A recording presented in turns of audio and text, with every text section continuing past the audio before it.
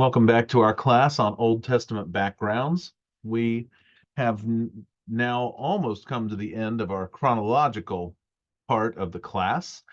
We are down to the age of the divided kingdom. We will be looking at a lot of different things in First and Second Kings and the Second Chronicles mainly, but First and Second Chronicles as well. We'll look at really an overview of First and Second Samuel, First and Second Kings, and how it lines up with First and Second Chronicles, which is helpful as we look at the divided kingdom. And we'll look at other things as well today, some other timelines, and try to match up prophets with the certain eras and kings that they were with. So some of this will be done with a handout. And so I'll say once again to those of you who are exclusively watching online, if you are in the Columbus, Ohio area, particularly if you're a member at the Fishinger Road Church, Church of Christ, then you can pick up these handouts. I'll have extras in the lobby where we keep educational materials. But if you're listening to this even a year or two from now and you would like some of these things mailed to you, if you are elsewhere, we will be glad to take care of that and get some of these handouts to you. All right, I want to give credit, especially for the online class, to the New International Version Archaeological Study Bible, an illustrated walk through biblical history and culture. Absolutely fabulous resource, no matter what version you prefer. If you prefer English Standard Version or Revised Standard Version or some other version besides the NIV, this is still an excellent resource. You do not have to, you can buy this just for all the articles. There are hundreds of articles throughout this, and it is absolutely incredible. This week, I do want to give credit to a couple of their books by the same author. Thiel has written The Mysterious Numbers of the Hebrew Kings and a chronology of the Hebrew Kings. And I think the chronology came out first, and then he expanded that. And in his the book there that's in purple. And these are great books to help with understanding how sometimes reigns are the ascension year is counted sometimes, the ascension year is not counted sometimes. There are overlaps of some of the reigns. Sometimes a son will begin to reign while the father is still king. And there's a co-regency. There are just all sorts of things that Thiel, and of course other scholars have done this as well, but he has some of the best materials out here. Putting all that together to make it make sense with Babylonian, Assyrian, Persian, other histories, and to make sense even in the scriptures within themselves and how the different years add up and how it can be possible for this king to be in Judah at the same time this king is in Israel, and et cetera, et cetera. And these scholars, Thiel particularly, have gone through and figured all those things out, or at least have one way in which it could work. And it is very, very helpful to kind of get a picture of that. And one of the things I'll have for the live class and have available to you to pick up or to be mailed to are two of the appendices that Thiel has in the back of the book, just overviews, but you can see here all the dates of the rulers of Judah and Israel, and he lists there when there's overlap, when there's co-regency, the person's total reign. So you see like Jotham there 3 times. Well, one is the co-regency, one is the official reign, one is the total years. And so it actually has more, the list there is longer than the list of the actual kings. And same, not a lot of that with Israel, but you can see Jeroboam 2 listed twice with a co-regency and a total reign. So anyway, and then also in one of the appendices is the data and dates of the rulers of Judah and Israel in their order of sequence. So this puts the Judah and Israel kings, it meshes that first list and gives a lot more information. This is like the raw data that he used, but it's on 3 different pages. I just put it there, not for you to read online here, but just to see the extent of this work. It really is amazing. So we give credit to and we thank Thiel for his work on all this. Our New Testament passage for this week is for Mark 3. And simply, this is not like some of the others we've had that mention Old Testament uh, people, but in this case, Jesus is just talking about how awful it is when something's divided, and really it's a shame that the 12 tribes of Israel went the directions that they went. But here's Jesus talking about that. The scribes who came down from Jerusalem were saying, he's possessed by Beelzebul, and by the prince of demons he casts out the demons. And he called them to him and said to them in parables, how can Satan cast out Satan? If a kingdom is divided against itself, that kingdom cannot stand. And if a house is divided against itself, that house will not be able to stand.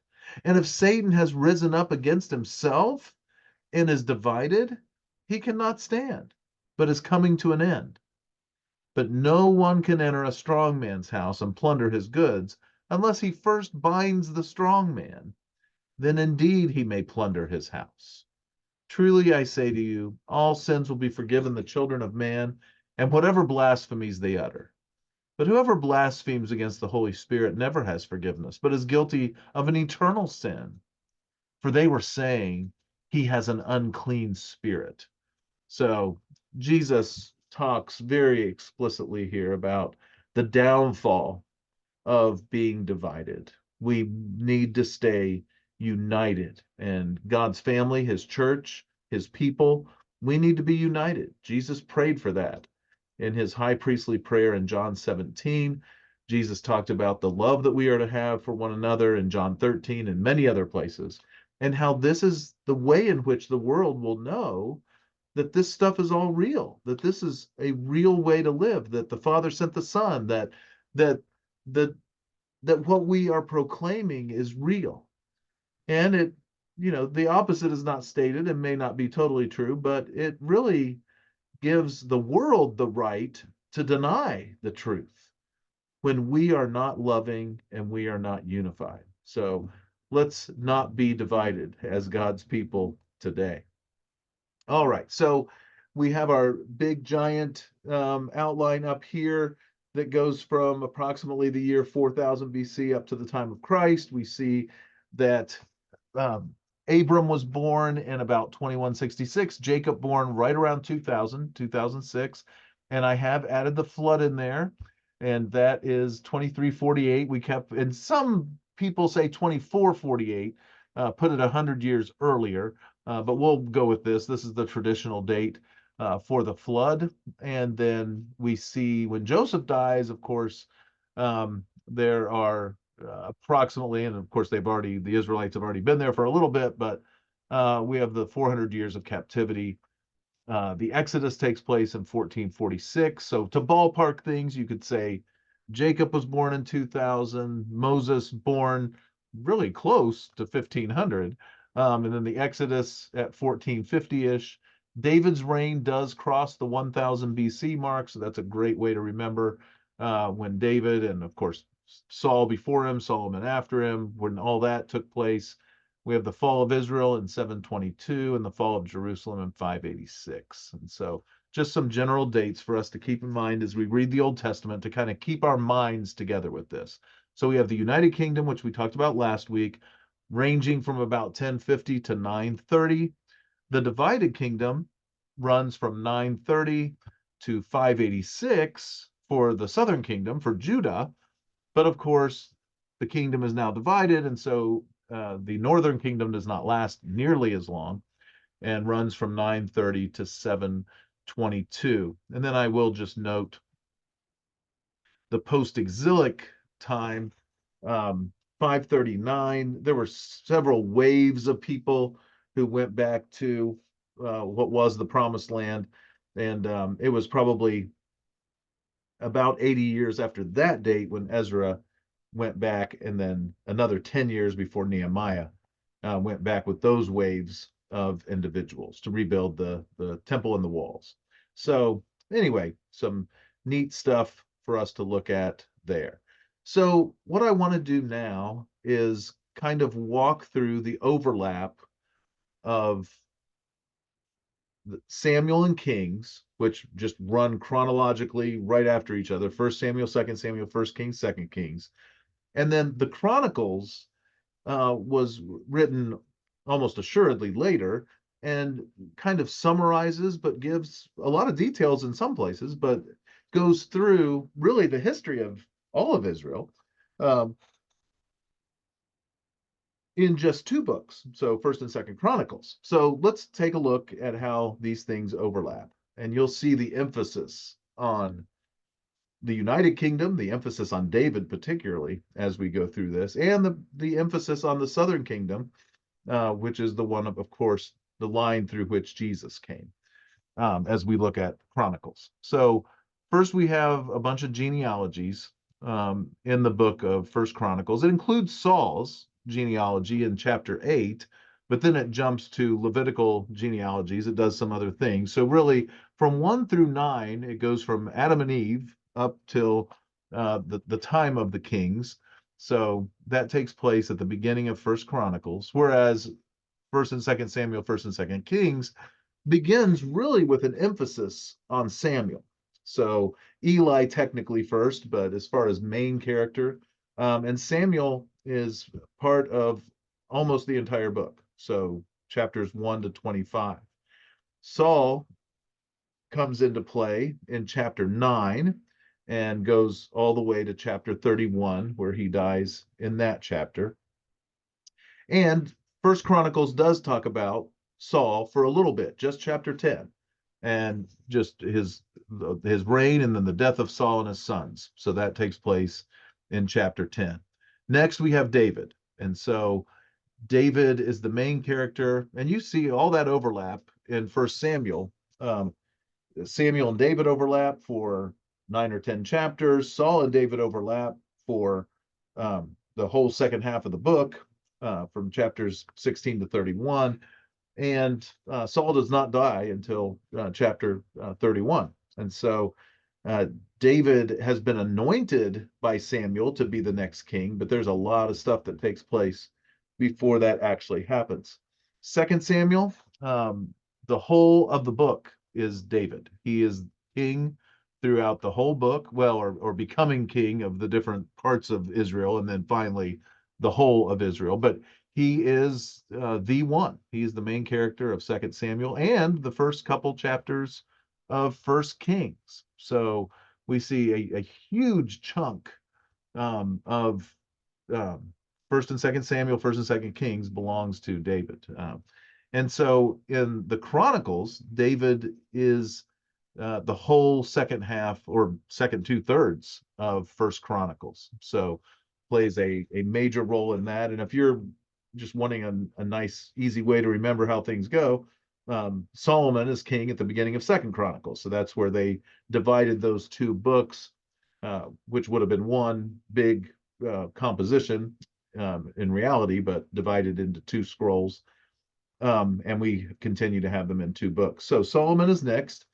He is the main character from First Kings 3 through 11, and the first 9 chapters of Second Chronicles. And now we enter into the time of the divided kingdom. And so, but in First and Second Kings, the emphasis shifts from kings to Elijah and Elisha. And so I've listed them as the main characters. Now, there are kings and they're listed, and now the king of Israel is so and so, and now the king of Judah is so and so, and the king of Israel is so and so, and on it goes. But the main people, and this shifts around a little bit, this is just an overview, but becomes Elijah and Elisha. So a little gap here between the United Kingdom and the divided kingdom. And of course, First Kings talks about Rehoboam and Jeroboam, but again, with the emphasis on Elijah. So we have Rehoboam, who gets 3 chapters of Second Chronicles. And you notice I've skipped some chapters there. There is just some time from 12 to 16 there in First Kings where it does just go through some of the conflict between Rehoboam and Jeroboam and some of the other kings. But again, the main emphasis really becomes centers on Elijah and Elisha for a big chunk of the kings. So from 1 Kings 17 all the way to 2 Kings 2, we have the story of Elijah. And I'm going to ask the class tomorrow night, I'm going to say, when did Elijah die?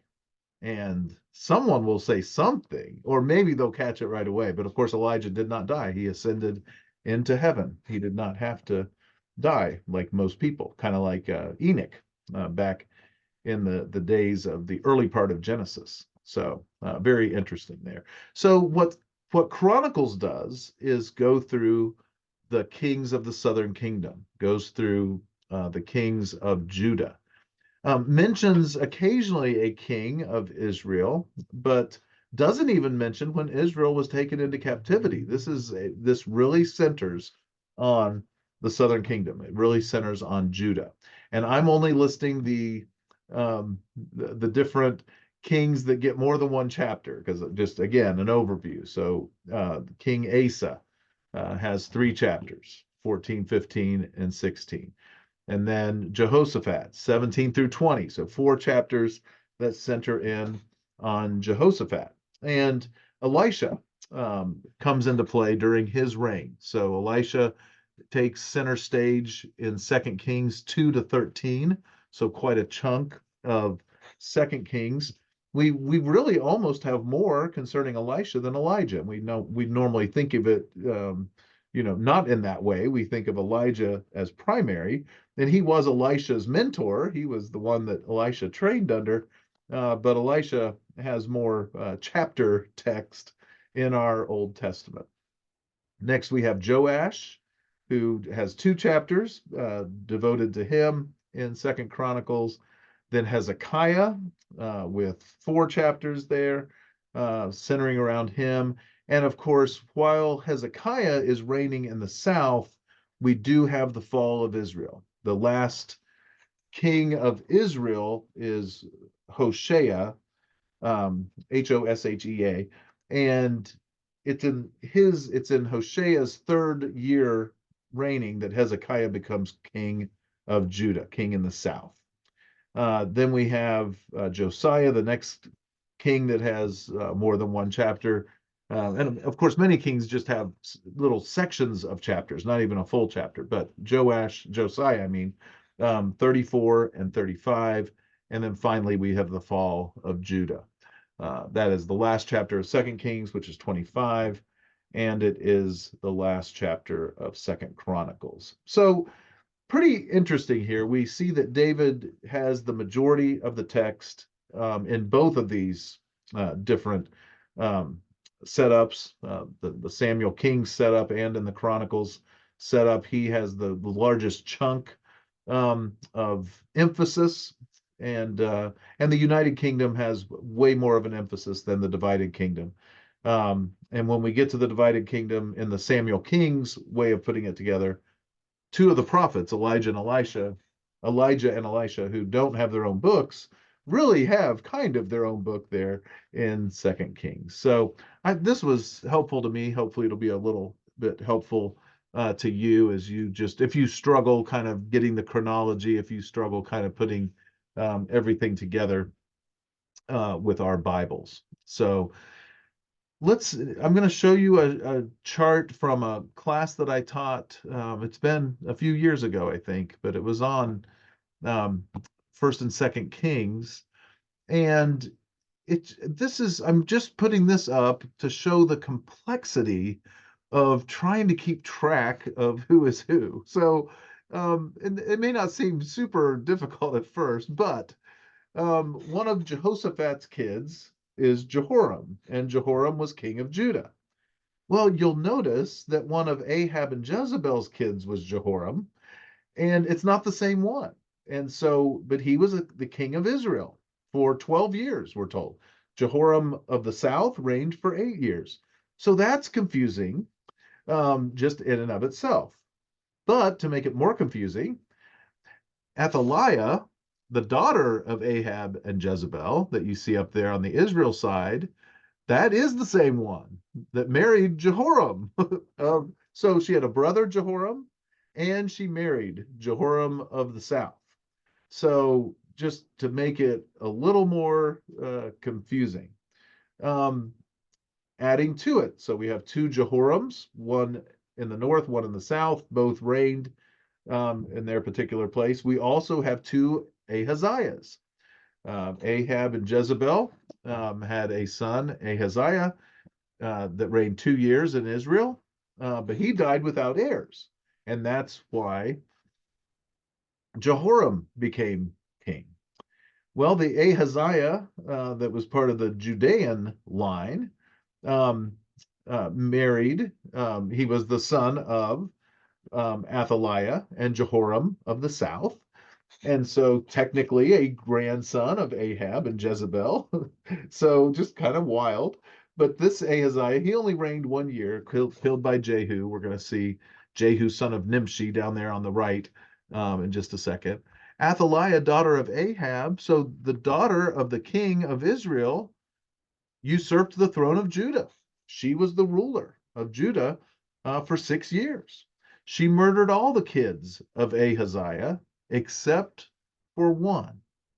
Ahaziah's his brother or his sister Jehoshabeah married Jehoiada, the high priest. She and Jehoiada were able to escape with baby Joash. So one of the children of Ahaziah of the south was not killed, and he becomes king when he's 7 or 8 years old. After that 6 years of Athaliah usurping the throne, Joash becomes king at a very, very young age. Let's read the paragraph about Jehu. He was the commander of Jehoram's army, of course, Jehoram of the north. He killed the entire house of Ahab in Israel, and Ahaziah, king of Judah. And you can see, we already read that. Ahaziah of Judah reigned 1 year, was killed by Jehu. He did all this with his nephews, and he reigned 28 years in Samaria. So Jehu was commander for quite a while. We'll look at a little article about him in just a minute. So the same chart, and I just want to put the scriptures up there for you. So and the 2 Kings 8, it shouldn't have been in there yet. So 1 Kings 16, Ahab becomes king of Israel. 1 Kings 22, in the Jehoshaphat becomes king of Judah. And then we get to 1 Kings 22, back on the right. Ahaziah began his reign for 2 years. And then still on the right, 2 Kings 1, Jehoram reigned for 12 years in Samaria, killed by Jehu, though. Now we get to 2 Kings 8, and we have all in one chapter. We have Jehoram of the south reigning for his 8 years, but then Athaliah killing off all of Ahaziah's children. So all that taking place all together in one chapter. Sometimes things move very quickly as we read the text. We have to always read those little comments about how many years have gone by. Then in the next chapter, we read of Jehu, and of course he kills Ahaziah. And we read that he was anointed by Elisha. We don't have, in the Chronicles, we don't have Elisha and Elijah. I don't think Elisha's mentioned at all. Elijah just once. He sent a letter to Jehoram of the south at one point. In 2 Kings 11, we have the usurping of the throne and Joash then becoming king as a boy. So things are very fast paced. You can see just in this, we go from 1 Kings 16 on this chart all the way down to 2 Kings 11. And so sometimes there's a lot of text concerning certain things, and then sometimes things just fly by. And so it's helpful to have charts as different people have put those together to help us figure things out in our scriptures. So we're going to look at a few texts, and then we'll look at the fall of Israel, the fall of Judah, and then move forward from there. So first, Israel and Moab, and from 2 Kings 3. So in the 18th year, and I put this here just because in the next one, because we just looked at that family tree that was very convoluted. But in the 18th year of Jehoshaphat, king of Judah, Jehoram, the son of Ahab, became king over Israel and Samaria. And he reigned 12 years. So this is how these charts really help, because we have the king of Judah, we have in what year the king of Israel became the king over Israel, in this case, Jehoram of the north. And this is how Second Kings really goes. And then it might say in a few verses or in a few chapters, in the 8th year of Jehoram's reign, someone became king of Judah. And not in this case, but that's how it kind of flip-flops back and forth. Sometimes there are several northern kingdom kings in the same reign as one of the southern kingdom uh, uh, kings. So again, these people who have put together these charts and these various diagrams really help us out as we try to picture what's happening. Verse 2, he did what was evil in the sight of the Lord, though not like his father and mother, for he put away the pillar of Baal that his father had made. Nevertheless, he clung to the sin of Jeroboam, the son of Nebat, which he made Israel to sin. He did not depart from it. So with all the Israelite kings, they would cling to the sin of Jeroboam. It goes back to the very first king of the divided kingdom for the north, and he is often brought up as the way that they are continuing to go in. Now, Mesha, king of Moab, was a sheep breeder, and he had to deliver to the king of Israel 100,000 lambs and the wool of 100,000 rams. But when Ahab died, the king of Moab rebelled against the king of Israel, again, Jehoram. So King Jehoram marched out of Samaria at that time and mustered all Israel. And he went and sent word to Jehoshaphat, king of Judah. The king of Moab has rebelled against me. Will you go with me to battle against Moab? And he said, I will go. I am as you are, my people as your people, my horses as your horses. Then he said, by which way shall we march? Jehoram answered, by the way of the wilderness of Edom. So the king of Israel went with the king of Judah and the king of Edom. And when they had made a circuitous march of 7 days, there was no water for the army or for the animals that followed them. Then the king of Israel said, alas, the Lord has called these 3 kings to give them into the hand of Moab. And Jehoshaphat said, is there no prophet of the Lord here, through whom we may inquire of the Lord? Then one of the king of Israel's servants answered, Elisha, the son of Shaphat, is here, who poured water on the hands of Elijah. And Jehoshaphat said, the word of the Lord is with him. So the king of Israel and Jehoshaphat and the king of Edom went down to him, and they prevail because of the Lord over Moab. So one of our archaeological notes for today is the Moabite stone. And King Mesha, we just read about, king of Moab, east of the Dead Sea, revolted against Israel. But Israel's king Jehoram set out to reassert Israelite authority. He succeeded in defeating the Moabite army and destroying some cities, but was unable to capture Moab's capital, Kir Hareseth. It appears that Mesha retained his independence. A unique discovery made in Dibon, Jordan, in 1868 describes Mesha's revolt from the Moabite perspective. This document, called both the Mesha inscription and the Moabite stone, uses language very similar to what we see in the Old Testament. Yahweh, the God of Israel, shows up in the inscription,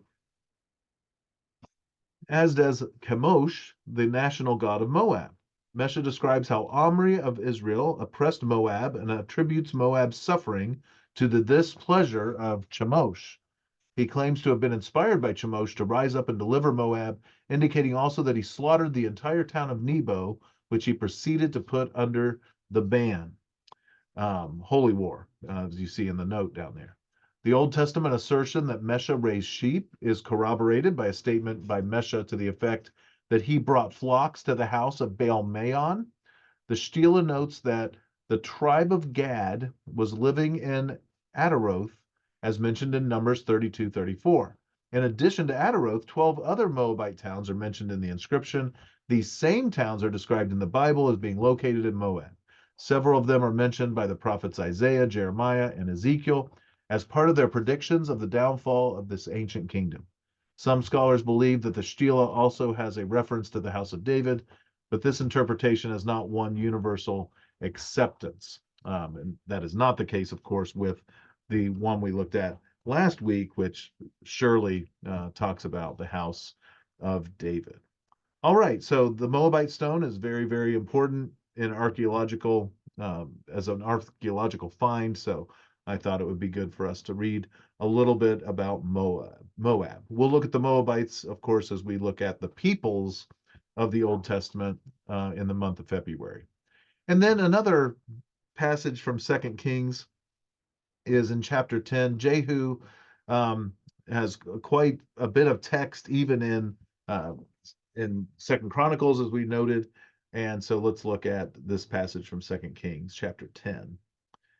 Thus Jehu wiped out Baal from Israel.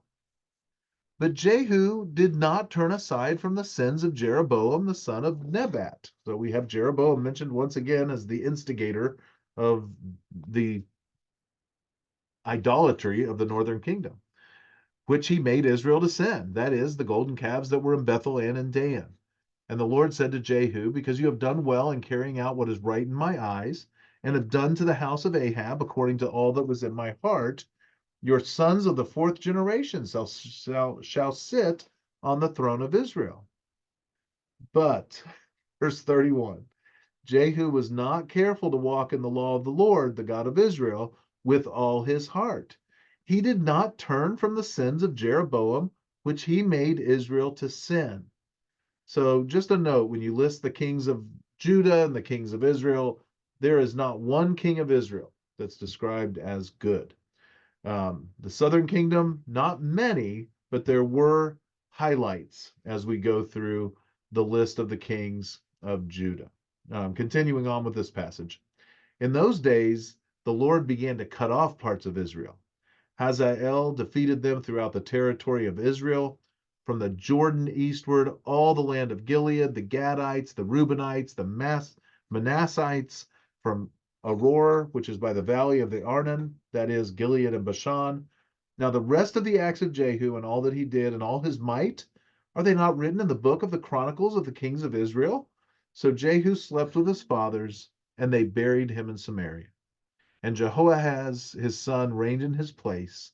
The time that Jehu reigned over Israel and Samaria was 28 years. And so I wanted to read the last 3 verses of this text simply because, well, this whole last slide really, but 34, 35, and 36, to show you how the format really is of the people who, wrote First and Second Kings and First and Second Samuel. We get the length of their reign. Sometimes it includes their first year, sometimes it doesn't, and that's talked about by Thiel to a great extent on how they kind of put all this together. But 28 years, and in the case of Jehu, and it gives the son, it gives us a good record of what took place. All right, I want to share another archaeological uh, article with you before we look at a timeline of the prophets and try to match them up with some of the kings. So this is the Black Obelisk of Shalmaneser the Third. So in 841 BC, Jehu became king of the northern kingdom by means of a bloody coup. And of course, we know he even killed someone in the southern kingdom. He moved to rid Israel of Baal worship, but this did not end idolatry, for Jehu continued to worship the golden calves at Bethel and Dan. No sooner had Jehu established his rule than he found himself forced to pay homage to Shalmaneser the third, king of Assyria, an event not mentioned in the Bible but recorded in several inscriptions by Shalmaneser. The most interesting record is the Black Obelisk of Shalmaneser, discovered by Englishman Sir Henry Layard in Kala, Iraq. It wasn't Iraq back at the time that this was made, of course, but in Kala in 1846. This obelisk provides both a written and pictorial record of the kings who paid tribute to Assyria. It depicts Jehu on his hands and knees with his nose and chin toward the ground before Shalmaneser. Behind Jehu, on the other 3 sides of the obelisk, are 13 Israelite emissaries bearing tribute. The inscription reads, I received the tribute of Jehu of the house of Omri, i.e. Israel, silver, gold, a golden bowl, a golden goblet, golden cups, golden buckets, 10, a staff of the king's hand, and they're not sure about the next word, but javelins. All 14 of the Israelites pictured are bearded with long hair and pointed caps. Each wears a belted tunic with fringe at the bottom. In addition, each of the 13 porters wears a mantle or cloak over the tunic, which extends over the shoulders and is fringed or tasseled down the front on both sides. Jehu is not wearing the outer garment, possibly as a sign of humiliation before Shalmaneser. The obelisk of Shalmaneser provides the only known surviving likeness of a king of Israel or Judah. So that's kind of cool. Not how Shalmaneser is portraying everything, but it is cool that we have a likeness, I suppose. But anyway, interesting stuff. All right, so timeline of the prophets, and this is from Anthony Ingram website, so you can find this very easily.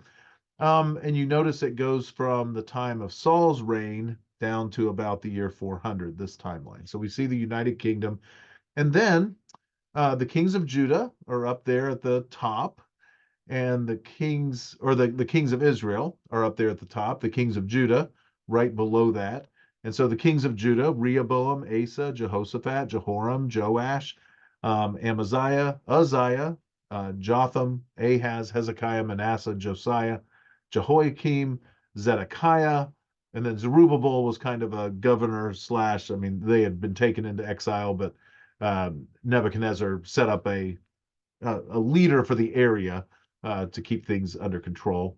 The kings of Israel: Jeroboam, Baasha, Omri, Ahab, Jehoram, Jehu, Jehoaz, Jehoash, Jeroboam II, Menahem, Pekah, and Hoshea, as we mentioned earlier, the last king of Israel.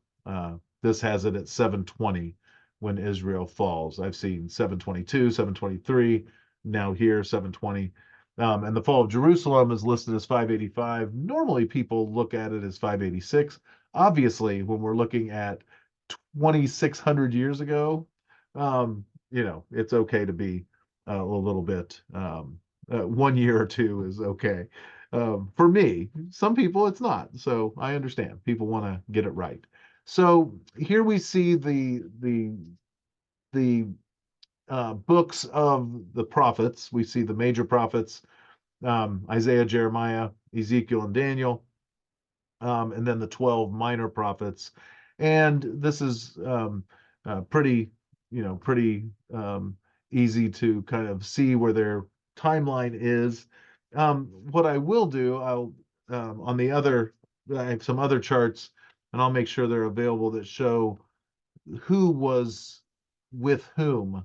So in other words, who were the prophets to the northern kingdom? Who were the prophets to the southern kingdom?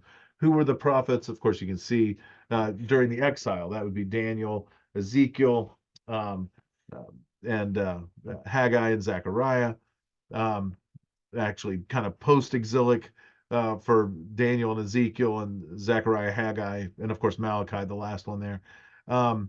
And you see Ezra and Nehemiah's names up there at the post-exilic time. But anyway, this gives you a pretty good idea of when people were living. Let's now look at the fall of the northern kingdom. 2 Kings 17, 1 through 6 to begin. In the 12th year of Ahaz, king of Judah, so again, the same format, in the 12th year of the northern or the southern king, Hoshea, the son of Elah, began to reign in Samaria over Israel, and he reigned 9 years. And he did what was evil in the sight of the Lord, yet not as the kings of Israel who were before him. So he was a little better, but he still did evil in the sight of the Lord. So it is very interesting how all this is worded sometimes. Verse 3: Against him came up Shalmaneser, king of Assyria, and Hoshea became his vassal and paid him tribute. But the king of Assyria found treachery in Hoshea, for he had not sent messengers to So, king of Egypt, and offered no tribute to the king of Assyria. Or he had sent messengers to So, king of Egypt, and offered no tribute to the king of Assyria, as he'd done year by year. Therefore the king of Assyria shut him up and bound him in prison. Then the king of Assyria invaded all the land and came to Samaria, and for 3 years he besieged it. In the 9th year of Hoshea, the king of Assyria captured Samaria, and he carried the Israelites away to Assyria and placed them in Halah and on the Habor, the river of Gozan, and in the cities of the Medes. So he spread them around, and we're going to find out that he brought people in. So, and that's at the end of this chapter. The king of Assyria brought people from Babylon, Cutha, Ava, Hamath, and Sepharvaim, and placed them in the cities of Samaria instead of the peoples of Israel. And they took possession of Samaria and lived in its cities. And at the beginning of their dwelling there, they did not fear the Lord. Therefore the Lord sent lions among them, which killed some of them.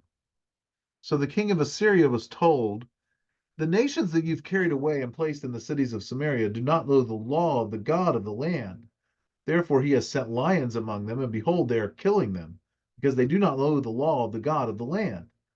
Then the king of Assyria commanded, send there one of the priests whom you carried away from there, and let him go and dwell there and teach them the law of the God of the land. So one of the priests whom they had carried away from Samaria came and lived in Bethel and taught them how they should fear the Lord. Extremely interesting to me. God wanted the people. We're told God sent the lions. And so now they're going to learn what to do to worship or fear the real God, the Lord. But every nation still made gods of its own and put them in the shrines of the high places that the Samaritans had made. Every nation in the cities in which they lived. The men of Babylon made Succoth-Benoth. The men of Cuth made Nergal. The men of Hamath made Ashima. And the Avites made Nibhaz and Tartak. And the Sepharvites burned their children in the fire to Adramelech and Anamelech, the gods of Sepharvaim. They also feared the Lord and appointed from among themselves all sorts of people as priests of the high places who sacrificed for them in the shrines of the high places. So they feared the Lord, but also served their own gods after the manner of the nations from among whom they had been carried away. To this day they do according to the former manner. They do not fear the Lord, and they do not follow the statutes or the rules of the law or the commandment that the Lord commanded the children of Jacob, whom he named Israel. The Lord made a covenant with them and commanded them, you shall not fear other gods or bow yourselves to them or serve them or sacrifice to them. But you shall fear the Lord who brought you out of the land of Egypt with great power and with an outstretched arm. You shall bow yourselves to him, and to him you shall sacrifice. And the statutes and the rules and the law and the commandment that he wrote for you, you shall always be careful to do. You shall not fear other gods, and you shall not forget the covenant that I have made with you. You shall not fear other gods, but you shall fear the Lord your God, and he will deliver you out of the hand of all your enemies. However, they would not listen, but they did according to their former manner. So these nations feared the Lord and also served their carved images. Their children did likewise, and their children's children, as their fathers did. So they do to this day. So a neat article about Hoshea, the last king of Israel, and Shalmaneser, the 5th king of Assyria. Hoshea was the 19th and last king of the northern kingdom, ruling for 9 years from approximately 731 to 722. In his annals, the Assyrian king Tiglath-Pileser III claims to have killed Pekah, king of Israel, and installed Hoshea in his place. The Bible and Assyrian records agree that Hoshea initially paid tribute to his Assyrian overlords. The annals of Tiglath-Pileser III state that he received from Israel 10 talents of gold as well as silver and other booty. Under the next Assyrian king, Shalmaneser V, Hoshea stopped paying tribute and sought help from Egypt. This proved to be his undoing, as Shalmaneser V imprisoned Hoshea and invaded Israel. After a 3-year siege, Israel's capital, Samaria, fell and its inhabitants were taken into captivity, bringing an end to the nation. Shalmaneser V, son of Tiglath-Pileser III, ruled Assyria for 5 years from approximately 727 to 722. Few records survive from his reign. The most important are 2 entries from the Babylonian Chronicles, a series of cuneiform tablets recording important events from 745 to the 2nd century.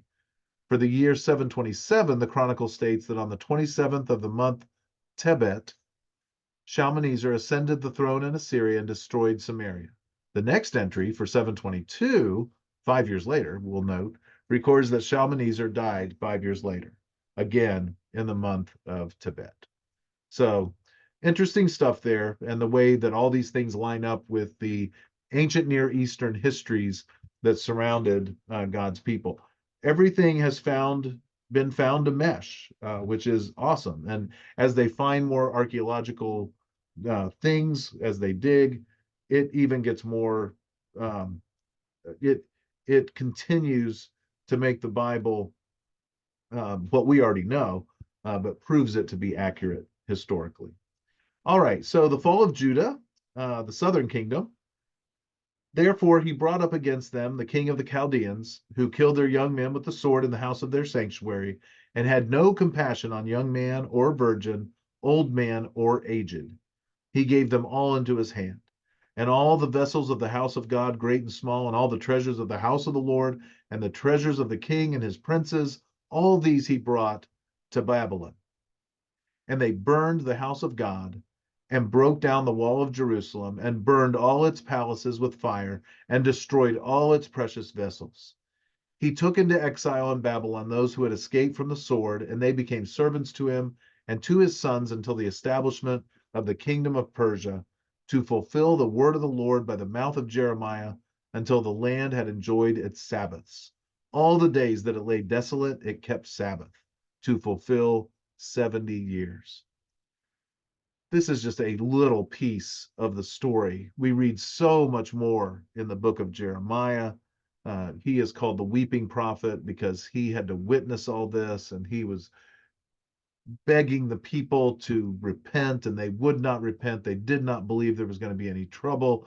And it's devastating. It is gut-wrenching what happened to God's people. And they were in exile for 70 years, just as Jeremiah had prophesied. Absolutely crazy, absolutely incredible. All right, so we continue.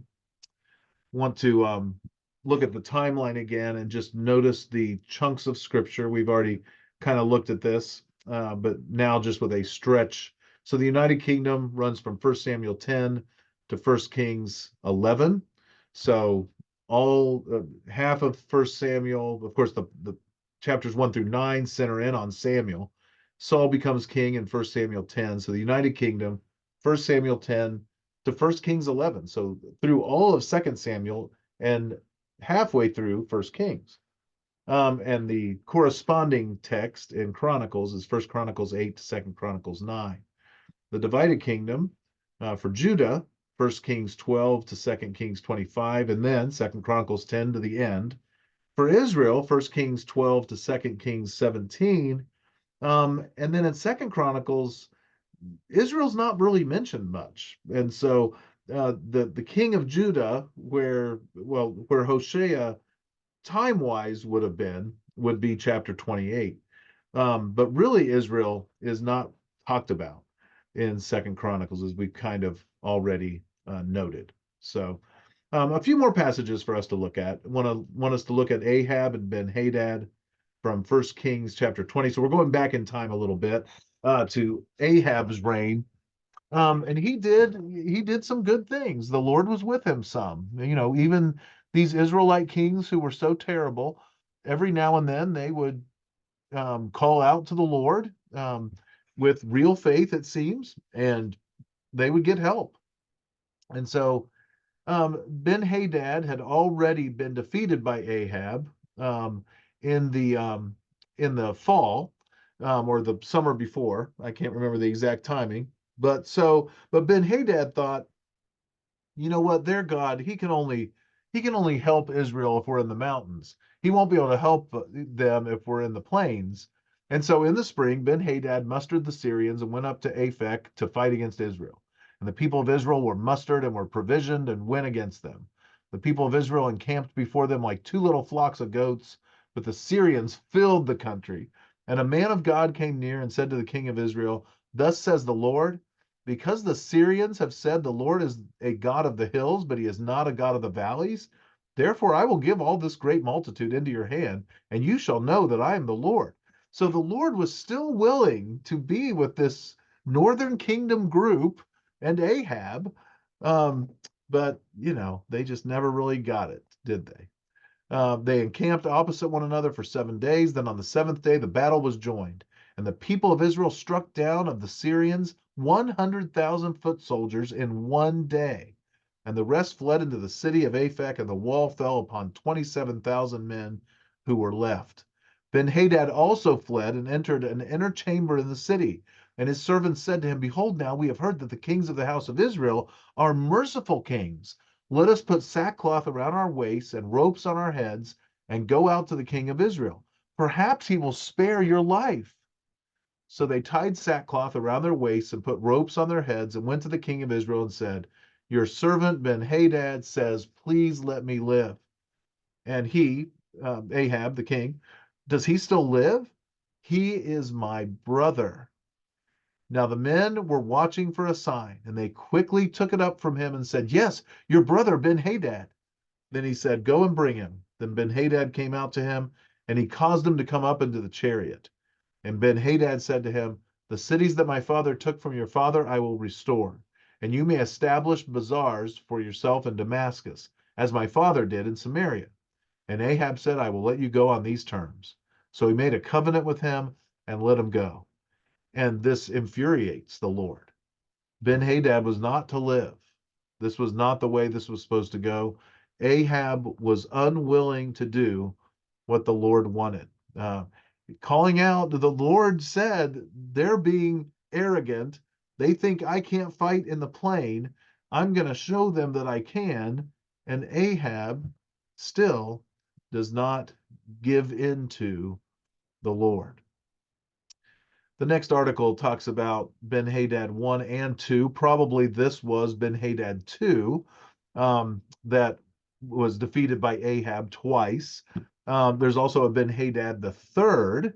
And so anyway, this is a good article. If you want to pause here and read that, it gives some of the different Ben-Hadads that are listed in Scripture. Very, very good stuff. The third one, the last paragraph, an apparent third Ben-Hadad ruled during the early 8th century BC and fought against Jehoash, and that's in 2 Kings chapter 13. All right, Hezekiah and Sennacherib from 2 Chronicles 32. His servants said still more against the Lord God and against his servant Hezekiah, and he wrote letters to cast contempt on the Lord, the God of Israel, and to speak against him, saying, Like the gods of the nations of the lands who have not delivered their people from my hands, so the God of Hezekiah will not deliver his people from my hand. And they shouted it with a loud voice in the language of Judah to the people of Jerusalem who were on the wall.